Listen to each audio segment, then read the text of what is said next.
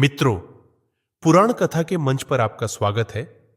आज हम आपको प्राचीन काल की एक कथा, शिव के त्रिपुरारी रूप की संपूर्ण कथा कहने जा रहे हैं।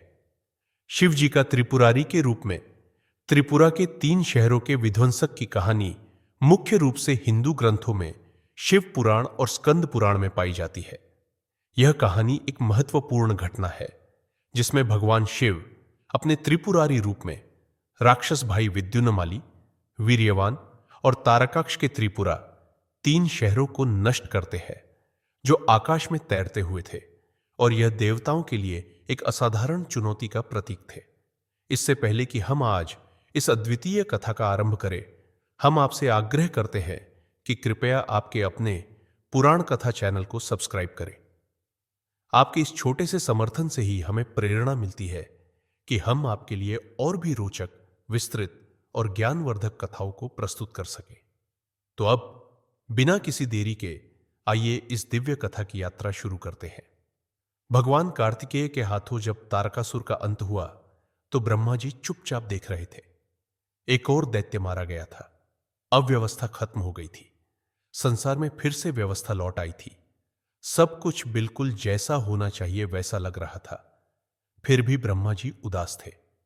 ब्रह्मा जी की चिंता का कारण थी एक और विडंबना।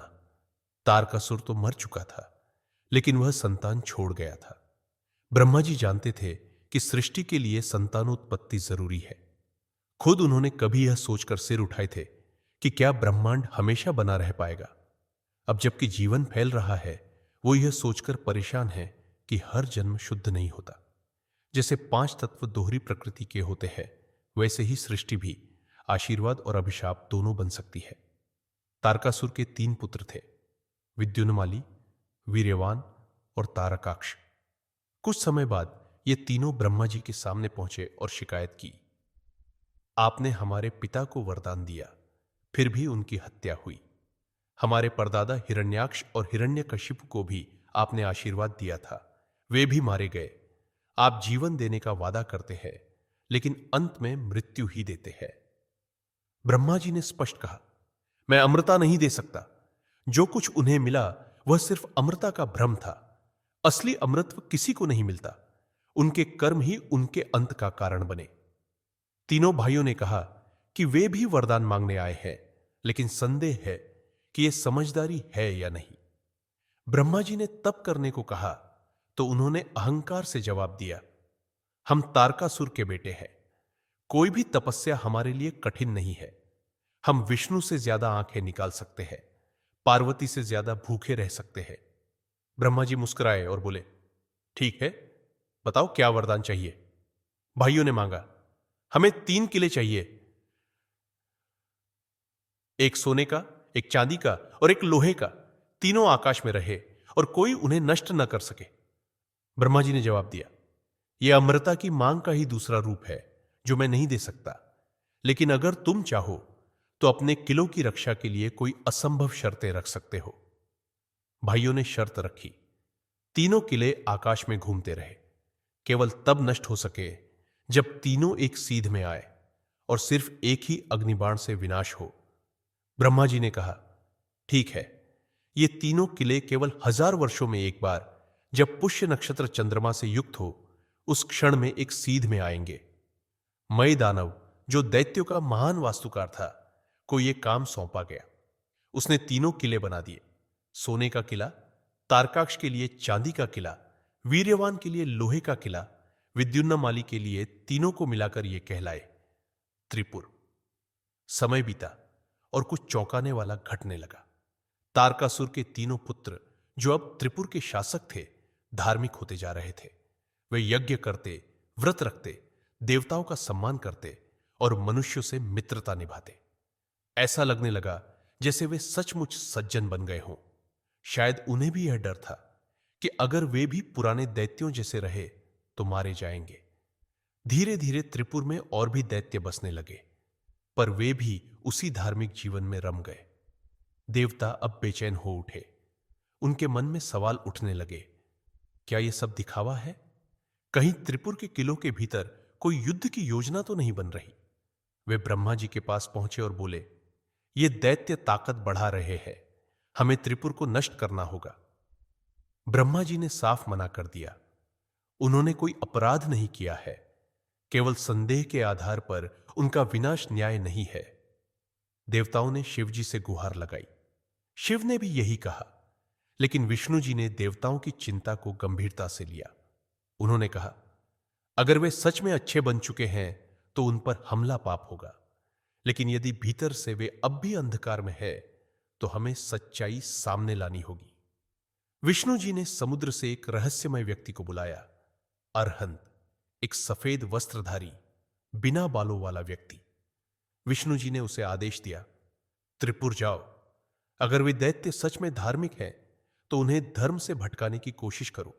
एक ऐसा धर्म फैलाओ जो वेदों को झूठ माने, कहे कि स्वर्ग नरक काल्पनिक है, पुण्य पाप का कोई फल नहीं। अगर वे विचलित न हो तो हम उन्हें छोड़ देंगे, लेकिन अगर वे भटक जाए तो हमें उनका विनाश करने का उचित कारण मिलेगा। अरहंत ने अपना काम शुरू किया। शुरुआत में दैत्य उसकी बातों से प्रभावित नहीं हुए। त्रिपुर एक वैदिक संस्कृति का आदर्श बना हुआ था, लेकिन समय के साथ अधर्म के बीज अंकुरित होने लगे। अरहंत की झूठी शिक्षाओं ने धीरे धीरे सभी दैत्यों का मन बदल दिया। त्रिपुर फिर से अराजक हो उठा। अब तीनों भाई फिर से अहंकारी हो गए। देवताओं को ललकारने लगे। देवता कैलाश पहुंचे। विष्णु जी ने शिव जी से कहा, अब तो साफ है वह धर्म केवल दिखावा था, अब त्रिपुर का अंत जरूरी है। ब्रह्मा जी ने याद दिलाया, तीनों किले तभी नष्ट हो सकते हैं जब वे पुष्य नक्षत्र के समय एक सीध में आए, और वह अवसर कल है, वो भी केवल एक क्षण के लिए, और उन्हें नष्ट कर सकता है सिर्फ एक अग्निबाण। शिव जी मुस्कुराए, बोले, सबको बुलाओ, मैं बताता हूं हम ये कैसे करेंगे। अगले दिन जैसे ही तीनों किले अपनी कक्षाओं में घूमते हुए एक सीध में आने लगे, युद्ध छिड़ गया। इंद्र के नेतृत्व में देवताओं की सेना ने हमला किया। शुरुआत में कई दैत्य मारे गए, लेकिन शुक्राचार्य उन्हें फिर से जीवित कर रहे थे। अब युद्ध पलटने लगा। त्रिपुर के दैत्य जीतने लगे। शिव जी का दिव्य रथ और ब्रह्मांडीय अस्त्र, तभी आकाश में एक दिव्य दृश्य प्रकट हुआ। देव, दैत्य सभी स्तब्ध रह गए। भगवान शिव एक दिव्य रथ पर सवार थे। वह रथ ऐसा लग रहा था मानो संपूर्ण ब्रह्मांड की अग्नि उसमें समा गई हो। ब्रह्मा रथ के सारथी थे सूर्य, और चंद्रमा रथ के पहिए चारों वेद, उसके घोड़े मेरु पर्वत बना। उनका धनुष पिनाक वासुकी नाग धनुष की डोरी। विष्णु बने उस अग्निबाण वायु ने उस बाण को उड़ाया, और अग्नि थी उस बाण की नोक पर पुष्य नक्षत्र उदित हुआ। तीनों किले एक सीध में आए। शिव ने अग्निबाण छोड़ा। तीनों किले सोने, चांदी और लोहे के एक साथ फट पड़े। आकाश में जैसे तारे टूट रहे हो। त्रिपुर जलकर राख हो गया। शिव ने उस राख की एक चुटकी उठाई और उसे अपनी ललाट पर 3 क्षैतिज रेखाओं में लगा लिया। अब उन्हें कहा गया पिनाकी, जो पिनाक धनुष उठाते हैं त्रिपुरारी, जिन्होंने त्रिपुर का विनाश किया। कथा से शिक्षा। तारकासुर के पुत्र बाहर से धार्मिक बन गए थे, लेकिन जब परीक्षा आई तो वे सच्चाई से भटक गए। यह दिखाता है कि केवल कर्मकांड नहीं, बल्कि मन की शुद्धता भी जरूरी है। भगवान शिव ने तब तक हस्तक्षेप नहीं किया जब तक दैत्यों ने सचमुच अधर्म नहीं अपनाया, पर जब सत्य और मर्यादा खतरे में थी, उन्होंने निर्णायक कार्रवाई की। अरहंत जैसे व्यक्ति ने झूठी शिक्षाएं देकर एक पूरे समाज को पतन की ओर मोड़ दिया। यह दिखाता है कि विचार कितने ताकतवर होते हैं और गलत विचार कितना नुकसान कर सकते हैं। मित्रों, आप सभी से निवेदन है कि आप इस कथा को अपने सभी शुभचिंतकों, मित्रों और सहकर्मियों के साथ साझा करें, और उन्हें भी पुराण कथा के माध्यम से धर्म के गूढ़ रहस्यों का अनुभव साझा करें, और साथ ही हमारे प्रयास पर अपना लाइक का अंगूठा दिखाते हुए आपके अपने मंच पुराण कथा को सब्सक्राइब करें। हमारे साथ इस कथा के अंत तक जुड़े रहने के लिए आप सभी का बहुत बहुत धन्यवाद।